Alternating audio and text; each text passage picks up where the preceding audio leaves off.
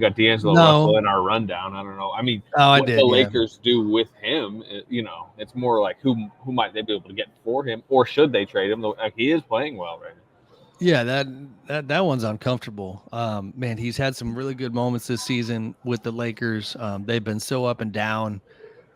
He was in Atlanta the other day, and he's getting a chant from the Hawks fans that we don't want you, which is a little brutal. The context there obviously is the DeJounte Murray possibility, and the reality. The fans are correct. The Hawks have not shown interest in taking D'Angelo Russell back in a Murray deal. That is the obstacle that I think we've talked about on the pod before, is that the Lakers need to find a third team for D'Angelo. That hasn't happened. We'll see. Like Dave says in the chat, fans are too online. They are reading us, and now they get chants out of it. So the one thing who's extremely online, also that one section in the Hawks crowd, which by the way sits right next to the media section. It wasn't like the entire arena chanting. It's their like soccer style. A few of these arenas have these like soccer style sections where it's just like the hardcore fans that it's like 50 of them, and they were the ones sitting there chanting. If the context is needed. But ironically, once it gets online and it becomes viral enough, then it doesn't matter how small the group was. All we know is the narrative that the Hawks fans told D'Angelo they didn't want him.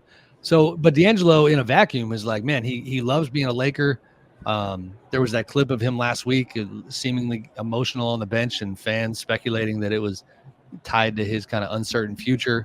But then, next thing you know, Fred's favorite topic, the Lakers are losing games. LeBron James is tweeting hourglasses, not like somebody has said, not really passive aggressive anymore, just aggressive, and showing his kind of frustration, and the interpretation on the media side of that was, not surprisingly, that LeBron is feeling a little impatient right now and wondering what the Lakers are going to do. I know Andrew Select would love for me to bring this hot topic to the table. 0% chance LeBron James is traded at the deadline, Sam? 0? 0 is a big number, or a very small number. 0. I would be shocked. Yeah, I would. But I think, I'll tell you what, that is some hot action right there. that would be considered some hot action on the That would be the hottest action. Yeah. I thought you were going to put LeBron in OKC since you mentioned Andrew. Like, man, that's some hot takes right there. I don't see it happening, but it's a little bit like the Rockets thing. We don't have to predict what's going to happen. We can unpack the context. LeBron has got a player option for next season that is looming large, and I just think internally they're well aware that comes with a certain amount of leverage.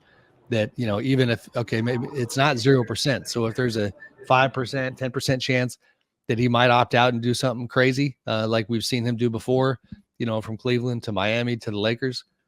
Cleveland again in between, then who knows? The coaching situation remains, I think, worth monitoring. It just my opinion here. It feels like Darvin is headed down a not a great road for him if they don't make serious noise in the playoffs. I don't see anything happening there anytime soon. But if you asked me if like the connectivity is there about a month after we reported that he had, in essence lost the locker room, like, no, I don't think it's there. And you see, forget LeBron, guys. When Darvin Ham makes a lineup change and Christian Wood is tweeting LOL, like that's when you're taking strays from Christian Wood, then things are not great.